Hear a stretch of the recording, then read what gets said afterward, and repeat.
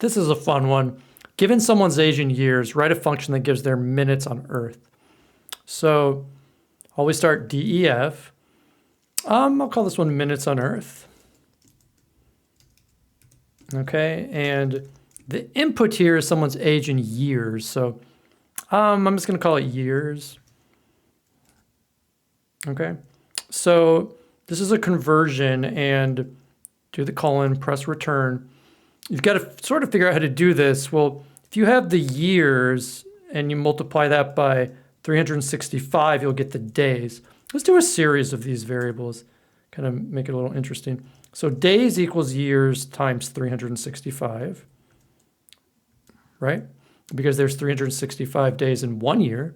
So if you're alive for 10 years, that's 3,650. I'm just going to ignore the leap years. I guess, you could be specific, right?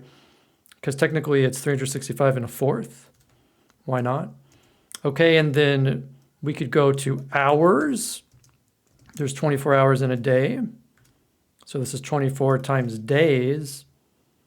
Now, actually, and note that here, this is going to be your hours on Earth because we're multiplying 24 not by a single day, but by the variable that's been defined as days above. And then we can go straight to minutes, which is going to be hours times 60. And that's what we are going to return is the number of minutes. Okay? So this is sort of like a multiplying chain. Press Shift Enter.